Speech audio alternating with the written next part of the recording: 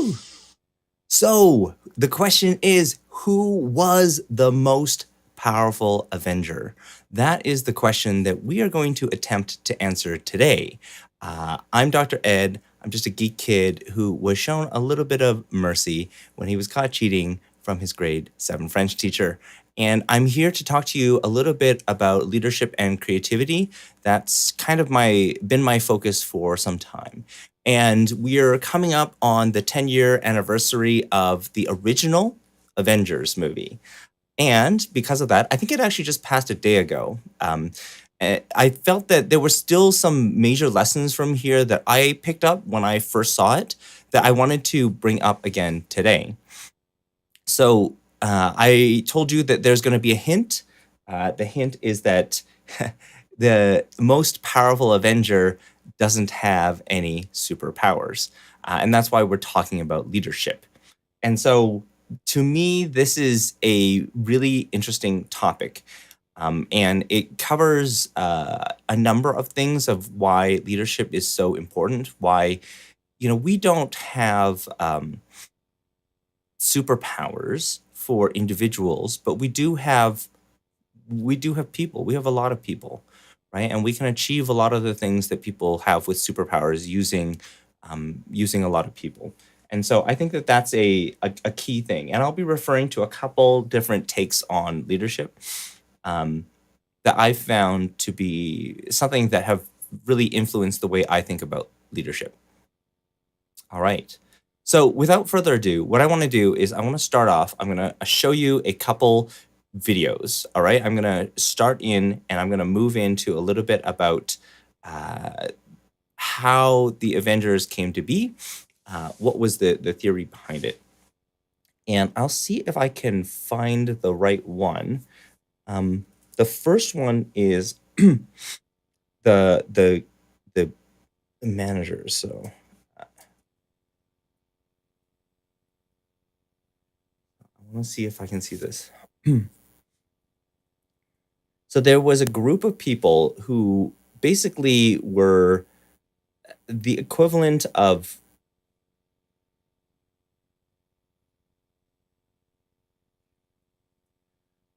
I don't think I'm going to be able to find it. There are certain clips that you just can't find on YouTube, which is totally cool. Yeah, no, it's not there. Okay. So when there was the initial discussion, and so I'm going to share this image with you. So essentially, there was a board, and what you saw in this board. Oops. It's a little bit dark. Hold on a sec.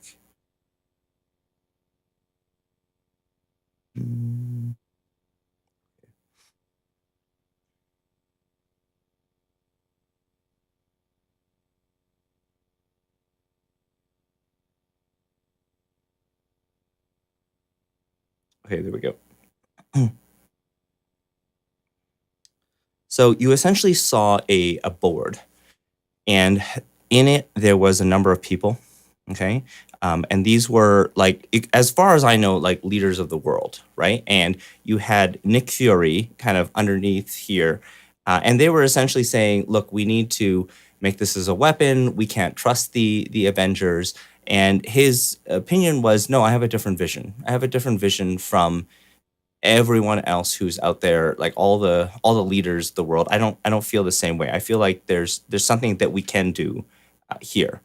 And so I thought, okay, that's a really good starting point, because at least you've got that covered. You've got some idea of what you want to do, and you have a vision.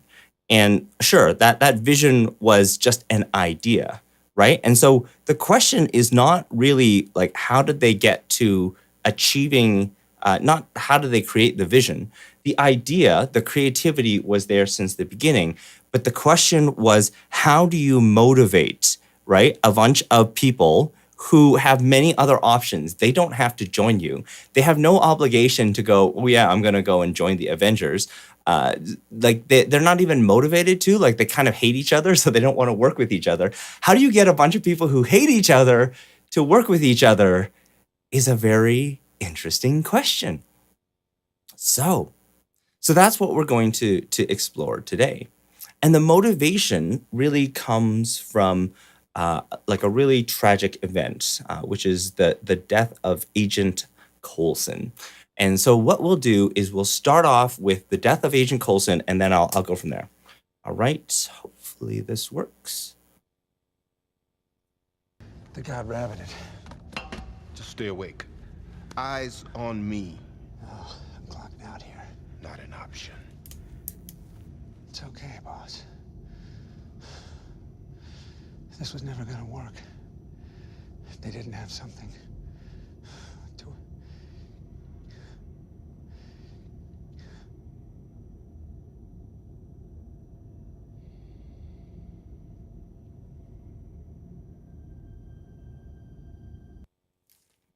Okay. So that's a super short clip. But essentially what he says is, it's okay, boss. It's not going to work unless they have something to, and then the sentence ends there. So what was the rest of the sentence? Right? Something to, essentially, like the thing that they needed was to motivate them. Something to motivate them. And it was this use of that motivation, right? Essentially that later turned into the cards and everything. And I think that this moment with the cards is also very important because it covers essentially what created the Avengers, the idea of the Avengers. And it allowed Nick Fury to explain his vision in a way that was fairly clear. But that wasn't enough. It wasn't enough to just go, I have this vision, like everybody should just follow it. Nobody does that way. And I think that really to understand that moment where he says, like, I need something to, I think that the best person to potentially answer this, like the sentence, isn't the Avengers. I think it's Steve Jobs. And let me explain. Right? So Steve Jobs did a speech at Stanford, and he talked about death as one of the best inventions of life. Death is one of the best inventions of life. And I want to show it to you, and then we'll have a little bit of discussion. Okay, here we go. Wants to die. Even people who want to go to heaven don't want to die to get there. And yet, death is the destination we all share. No one has ever escaped it. And that is as it should be, because death is very likely the single best invention of life. It's life's change agent. It clears out the old to make way for the new. Right now, the new is you. But someday, not too long from now, you will gradually become the old and be cleared away. Sorry to be so dramatic, but it's quite true. Okay. So he refers to death as life's greatest invention, right? So he refers to death as life's greatest invention, which I thought, oh, that's just fascinating, right? Why would you call death the greatest invention? And he says the reason for that is it takes everything, it basically clears out the old. It clears out the old. And that's the thing, is in a world that is constantly changing, you need to be able to adapt. And it is precisely these old ways of thinking that keep you stuck in the past. And I think that's exactly what he was referring to. He's saying it's this invention because essentially when those people are gone, all of the securities, like the way things were, are all removed. There's a kind of death that happens. And in this case, there was, prior to Coulson's death, there was a lot of ego involved. Like these people are like world-class superheroes. And so they go from this massive like ego to look at what that caused, right? Like he didn't die because like you weren't strong enough or you didn't like you weren't brilliant enough. He died because you guys wouldn't work together. He died because of this vision. He said it was never going to work unless they had something to unify them. And so he knew that like something like this could be the moment that created the Avengers. So really, was it Nick Fury or was it Coulson that is the most powerful Avenger? Right? Because it was his death that cleared out the old ways of thinking. I'm going to work on my own. I'm a superhero. I don't need anybody. To this new way of we've got to adapt. The threat that faces us all is much bigger than any one person. Even any one superhero. We must work together in order to solve this challenge. If we want to survive, if we want to make it, this is the only way. And I think that is a powerful, powerful concept. And that's really the key of what I want to get at today is that this is what led to the cards moment. And for those of you who don't remember the cards moment, I think that is a really important part that I want to cover next. So let me show you. So basically, by showing the cards, that became the symbol. This is the symbol that unifies the Avengers. Can you imagine? Like the most powerful Avenger is not like a person who wields special technology, is not a person who has super strength or can control lightning. It is a person who holds a pack of cards and puts some blood on it. Let's take a look. These were in Phil Coulson's jacket. Guess he never did get you to sign them. We're dead in the air up here. My communications, location of the cube, banner, door. I got nothing for you. Lost my one good eye. Maybe I had that coming.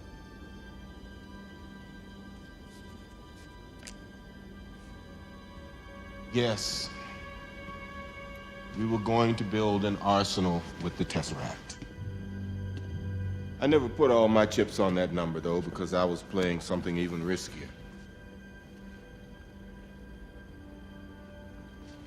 There was an idea.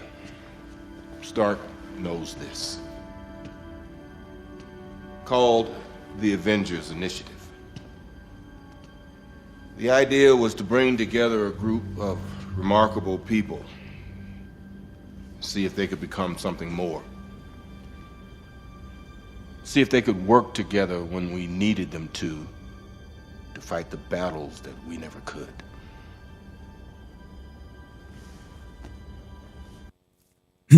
Okay, so that is the moment. Okay, so that's the cards moment. And essentially, like, it's just a regular, like, old playing card. He was such a huge fan. He really wanted Steve Rogers to sign his card. And the symbol with the blood on it, that essentially said, not only did you not sign his card, right, because you were full of ego, his blood is on your hands.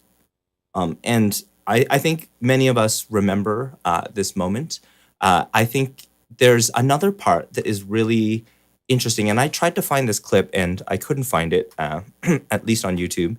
And it was the clip where Maria Hill and Nick Fury are together. And maybe I can just show like a screenshot of the two of them. Sorry, I don't have the actual thing, but this is kind of like the moment. So you've got Nick Fury, Maria Hill. This is a different scene, essentially, and essentially she walks up to him and says, like, these cards were not in his possession. He was not like he wasn't actually killed with them on. there was no blood on these cards. And to me, like this is the powerful moment, right? It was not a superhero of any sort. It was like the moment he applied the blood onto the cards, everything changed. It went from an idea to an idea that is life and death, an idea that you had to do something about. That it got serious, right? It became like gun to the head urgency at that point. And that to me, oh, it's so powerful, right? Like this is exactly the kinds of things that we want as leaders. We want to not just have a vision and then manage people, and like we want to have like the why, right? The why. The powerful reason why this is so important. Because if you didn't have the blood on the card, there wouldn't be the reason why. Everything was fine. I can take care of things on my own. Look, I've beaten this guy before. I've beaten Loki before. You know, I can beat him again. It's not a problem. We don't need to work together. It's like, no, but he's bringing in an army. And a lot of people are going to get hurt. People who don't deserve it, right? They're going to get hurt. And so that's why we need to work together. That's why we can achieve more together than we can on our own, by ourselves. Is this helpful? Oh, I just saw Elliot was following. Thank you so much for doing that. Oh, I was going to add, I have a button here. If you guys have, no, not that one. Where is it? There you go. If you guys have any questions or if you have any comments, feel free to leave them inside the chat. I'm happy to answer any questions that you might have. Oh, and I also noticed that you might not have heard the special effects. No worries. Okay, so maybe I'll let you hear a few of them. There you go. So now you get to hear the sound effects now. So questions and comments, feel free to leave them in the chat. I really, if you enjoyed what we're listening to today, just put it in the comments. I'm happy to answer any questions that you guys have. This is really time for you. So this is how they motivated, right? This is that moment that he was able to motivate and galvanize the Avengers. Even though they weren't all in the same room, it doesn't matter. The kind of impact is certainly felt, at least by the audience. But you can imagine for any leader, this is the thing that is often missing, right? Everybody says, oh, we're going to do this and, you know, we're going to make a ton of money. It's not good enough. It is not good enough.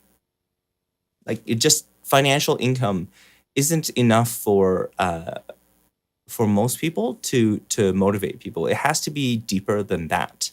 It has to be like money has to be the byproduct of what you do. And it was this case, he was saying like, yeah, death is the greatest invention of all time. Why did Steve Jobs say death is the greatest invention? It's because of exactly that reason.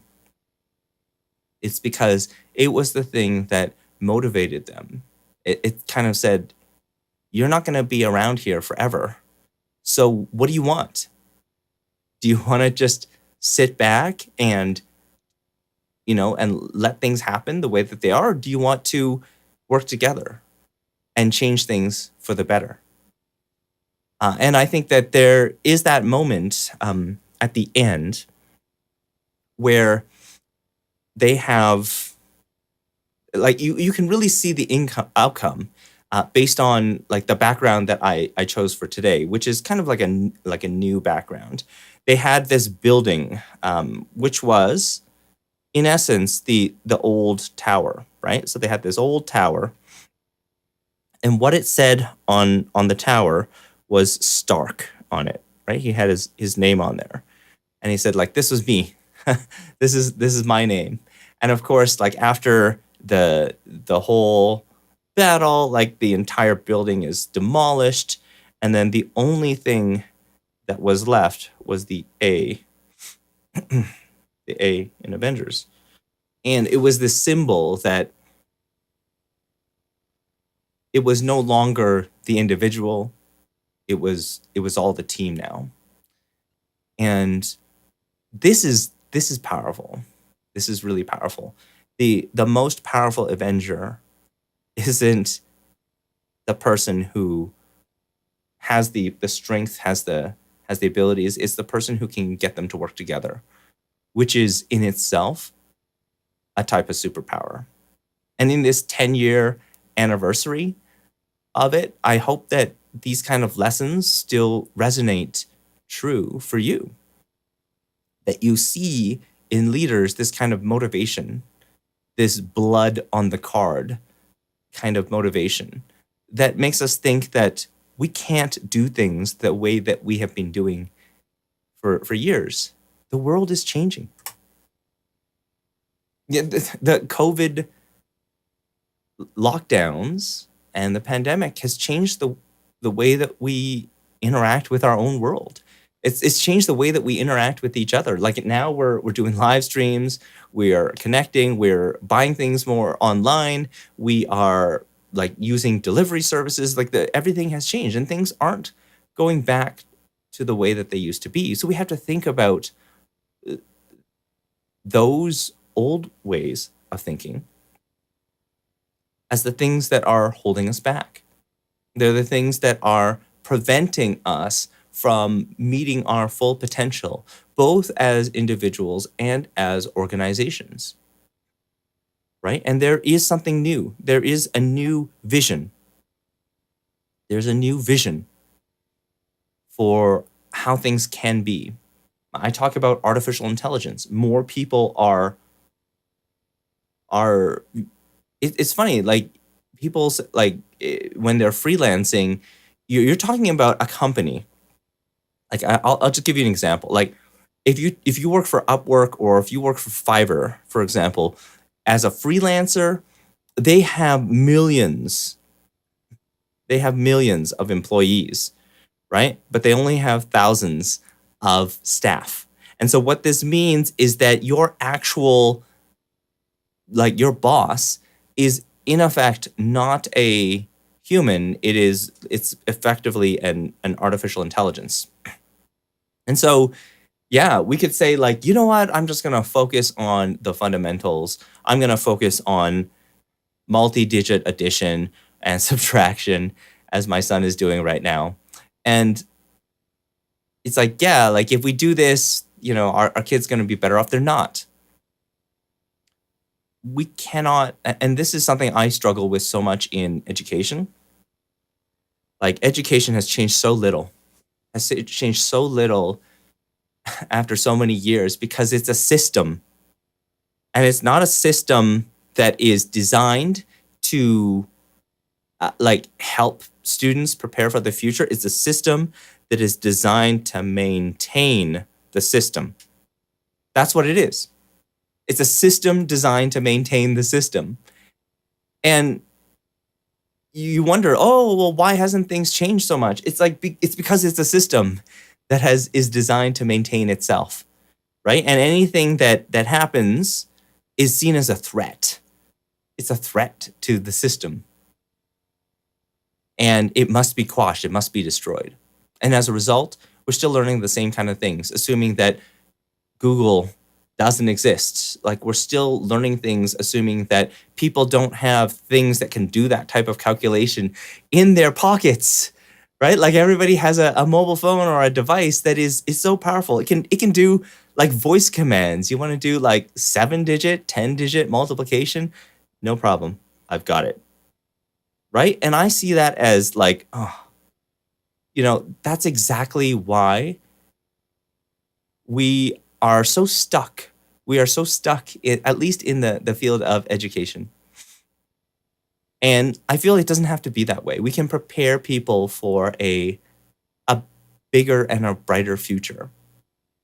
And it's also why, if you look at like a lot of the leadership tables, who's at the leadership table? And if you look at them, they're often like the same person.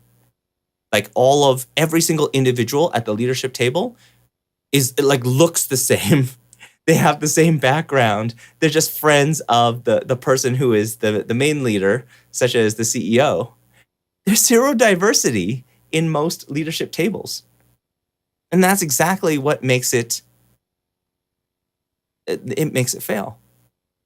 It's exactly what causes all of these problems, is that you have limited and effectively, like I'm going to go back to leadership and creativity because creativity is my jam. When you decide, you know what, I don't want to take in different perspectives, I don't want to take in different points of view, well, guess what? You have decided that I'm going to limit my creativity to only the people who are like me. I am not going to listen to these other opinions, these other perspectives. They're not valid. They're not the kinds of things that I want to listen to. And that's really sad. That is the thing that I am most worried about, is that the reason why people make a lot of mistakes and the reason why reconciliation doesn't happen and we end up making decisions that hurt other people is because we don't even see their perspectives. It's not we're trying to be mean to them.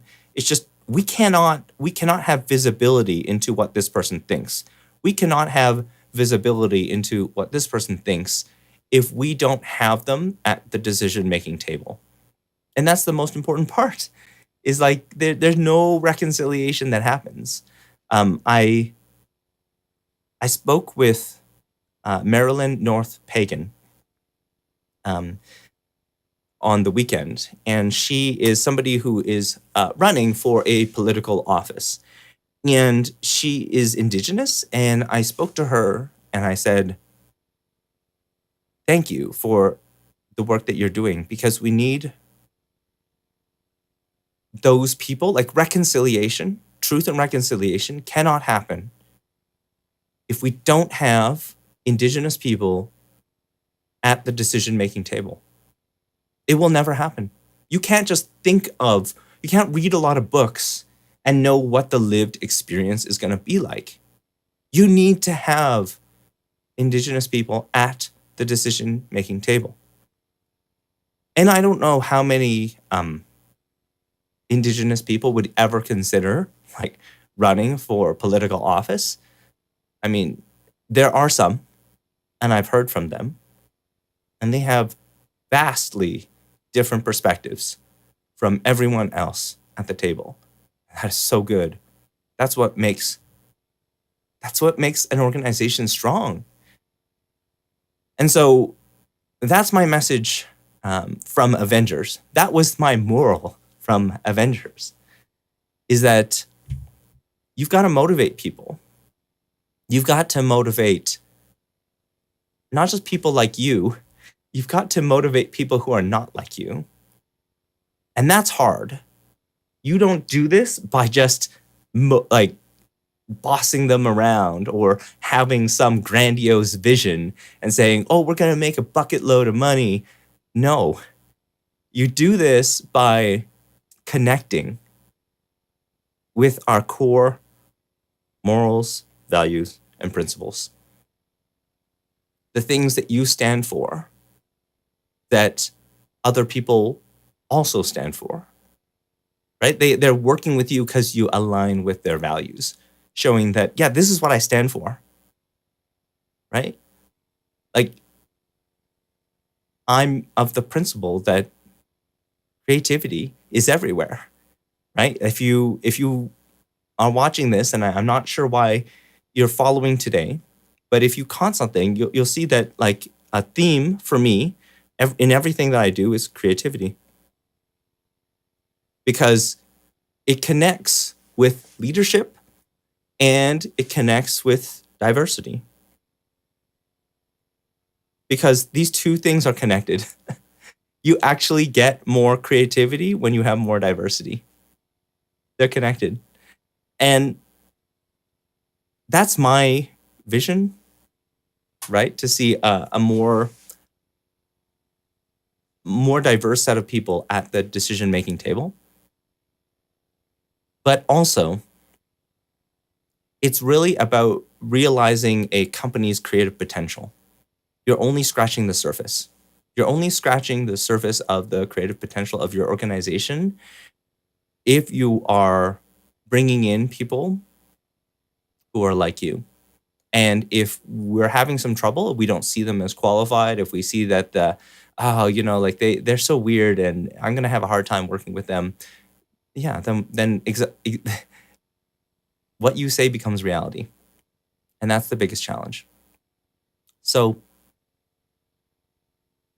that's my key message. If you want to learn a little bit more, or if you have any questions, feel free to just post something. Even after the presentation today, you can feel free to post it in the comments and the chats. Yeah.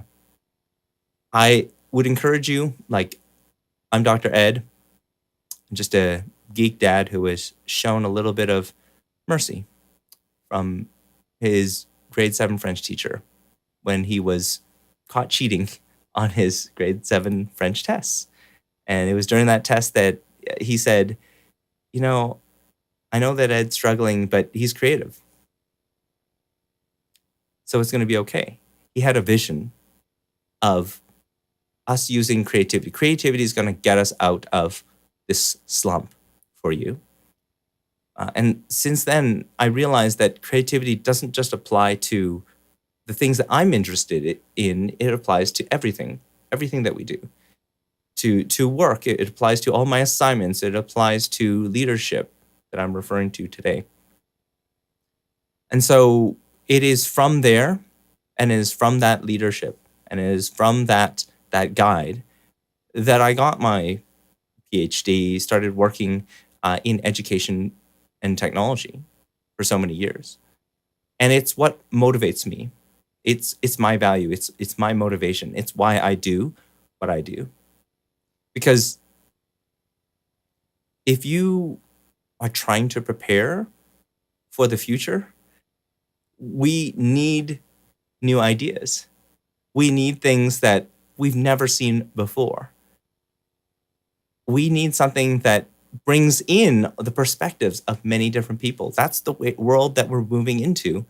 It is a more diverse world, not a less diverse world. And we need to look at all the different possibilities, and we need to know them fast. And that's why I say, like, the decision-making table is where the magic happens. And I was just making some comments the other day, because I work in education, that we have a curriculum that was mostly, they said it wasn't political, like it's mostly developed by politicians, not just politicians with the same political perspective. And so when we look at all these errors that are inside that curriculum, it's all the same source. It's all the same reasons. I don't need to go and look at every single page and every single part of the curriculum in order to know that it's going to be deeply flawed, in order to know that it's not going to consider the perspectives of many different people, because there weren't diverse people at the decision-making table. And that's why these kinds of things are so important. People make mistakes and they keep making it over and over and over again because of these reasons. And I think that that's an opportunity. And so for me, that's what I focus on. I speak on this topic. I really encourage people, like I do coaching on this topic. It is kind of my why of what I do. And that's really what I had to share with you today. I'm Dr. Ed, just a geek kid. And I will see you in the next one.